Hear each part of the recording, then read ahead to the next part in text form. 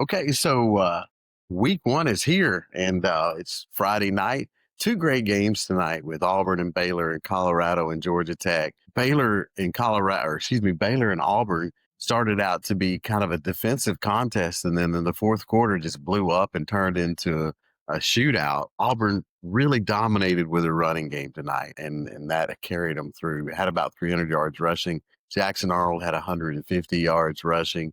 They tried to get the passing game going early and struggled there. But once they, started running the ball with Arnold and their running backs, they really took over the game. The offensive line to me is a story, and then the read option with Arnold. But really a good game, well played between Auburn and Baylor. Baylor finished the fourth quarter strong. Auburn would get up two scores. Baylor would answer, keeping the game very competitive and kept it down to the wire. So I think it's a well played game that both teams can come out of this game thinking that, hey, we've still got a lot of our season in front of us with a lot to play for and feel confident that they're going to win a lot of games. What do you think about that game tonight? Yeah, I was really impressed with Jackson Arnold running the ball. Timing, passing was off a little bit tonight. I think long term for them to have success in the SEC, Cam Coleman's got to have more than one catch for 23 yards. And Singleton's got to have more than 20 yards a night. I was really impressed with their defense. I am going to give a shout out to Kel Falk and Robert Woodyard, two of my guys on my fantasy team. Both each had a sack, couple solo tackles, couple tackles for loss. But the one thing that stuck out to me was the decision making on the read option for Jackson Arnold. I mean, 16 carries, 137 yards, 2 touchdowns. Really impressed with that. And, I thought Auburn on the defensive side was a little vulnerable in the defensive backfield. Their corners got burned quite a bit tonight. And Baylor just kept sticking around. I loved Auburn in this game to cover, but, that first quarter, I was having some doubts. When Baylor went down and scored, Auburn punched the ball. Baylor's down there again and goes for it on fourth, doesn't convert. I don't want to pinpoint, well, if you kick a field goal, the outcome's changed. But that felt like a good momentum swing for Auburn to get rolling a little bit and, kind of controlled the game. Baylor hung in there, but really impressed with the way they ran the ball. 7 yards on the ground tonight, almost 6 yards a carry tonight. So that was really impressive. Yeah, and it was surprising because everybody talks about Auburn's wide receivers, which they got a great wide receiver group. I agree with you.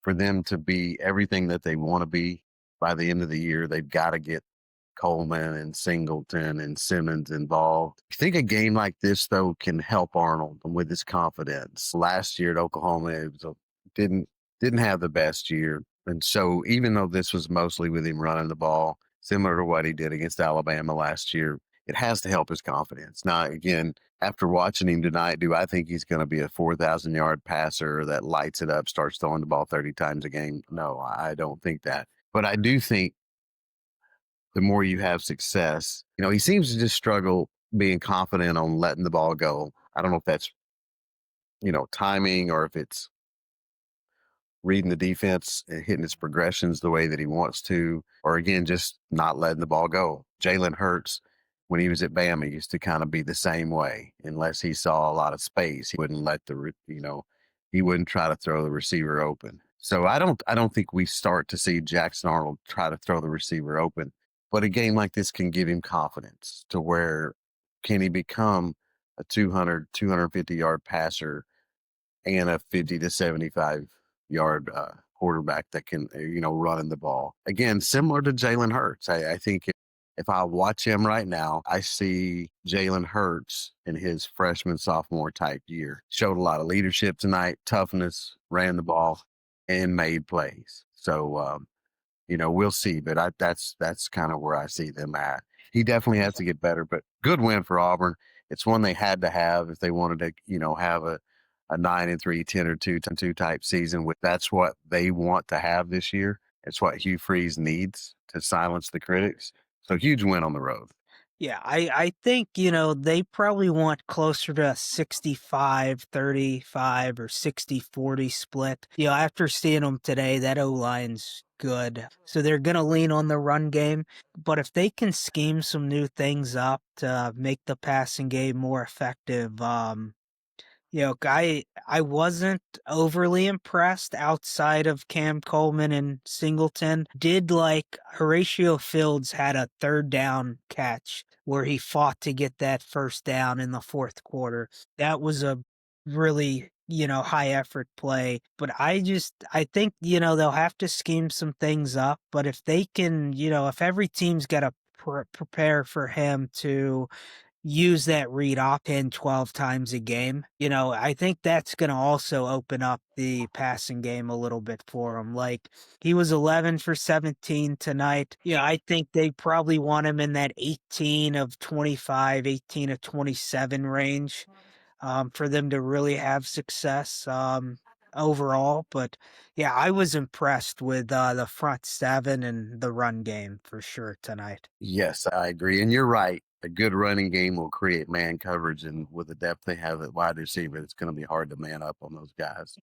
And then one guy on Baylor's defense, Keaton Thomas, he finished the game with 10 solo tackles, 15 total.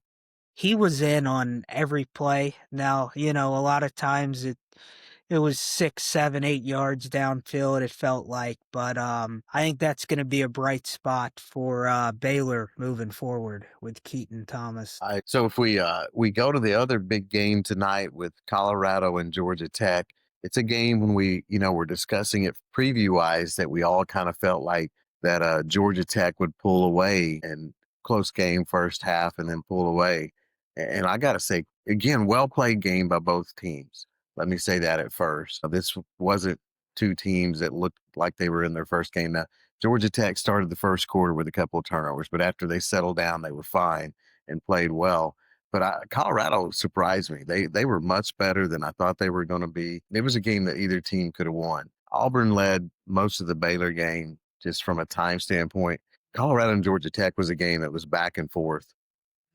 I always felt, watching them, I felt like Georgia Tech was going to win, but Colorado created doubt as times that they led in the game. And again, even had the ball late with chances to throw it in the end zone and tie the game, on their last drives. Two really good games to watch.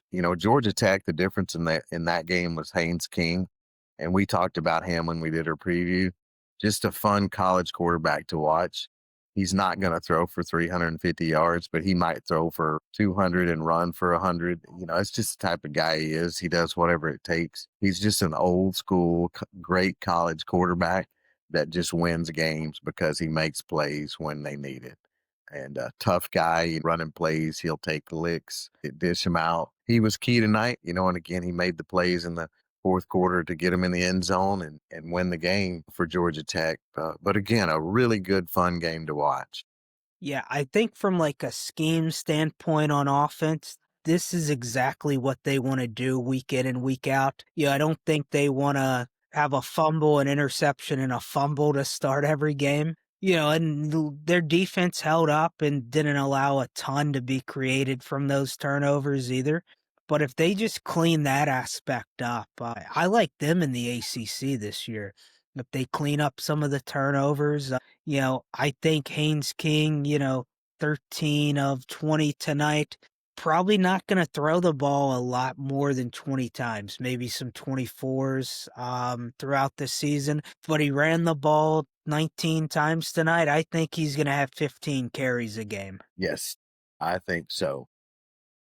I agree. And yeah, you take those turnovers away, and they won't do that as the season gets, further down the road. Road game and just some early game things that happen. I agree with you. I think Georgia Tech plays a role in the ACC. I don't know that they'll win it, but I certainly think they'll upset a few teams. They'll be 8-4, 9-3. And last year they played Georgia to the wire in Athens. Well, they'll have them this year in Atlanta. I think it's in the Georgia Dome actually this year, or Mercedes-Benz. The Georgia Dome was blown up a couple of years ago, but it's in Mercedes-Benz, I think, this year.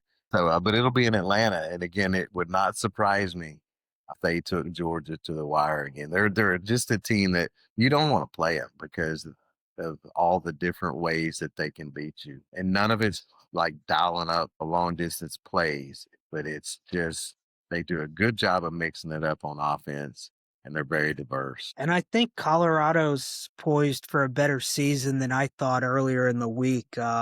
Their defense, I think, is much improved overall. Martavius French, the linebacker who transferred from UTSA, 2 fumble recoveries, 6 tackles, tackle and a half for loss tonight. He's another really bright spot for him. But yeah, I was impressed with the post Sanders quarterback team led team at Colorado. Yeah, I think Salter has a lot to improve on, but the overall team seems to be gelling a little bit more in Colorado this year. So, I don't know if they're going to be a team to compete for the Big 12 this year, but I think they're bowl eligible again this year. Yeah, I agree, and they're going to beat somebody in the Big 12. We did our preseason previews when we talked about the Big 12. We talked about how a lot of teams would beat up on each other, and I think Colorado will be one of those teams that,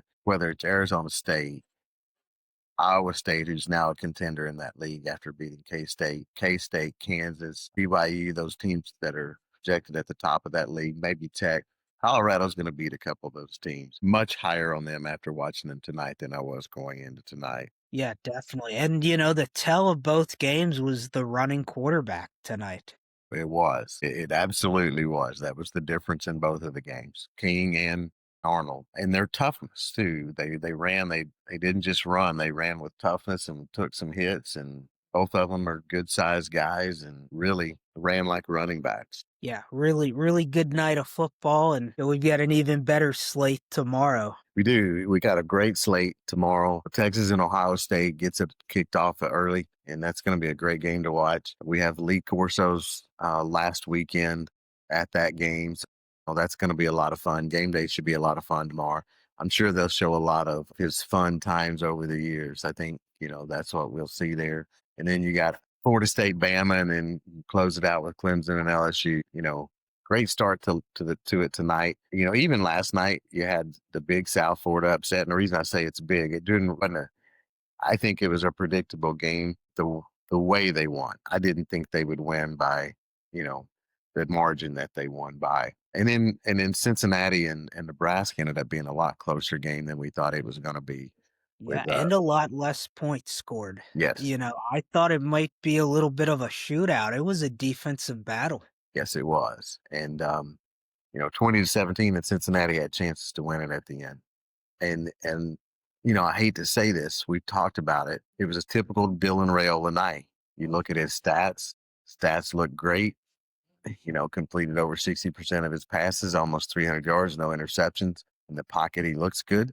But when you look at the scoreboard, it doesn't translate to points. Again, I want to see how that plays out for him over the season. But that's typically when you watch him play in a game, that's how he plays. Looks good, completes a lot of passes, ends up with about 250 yards passing. And so he's got to stretch the field more.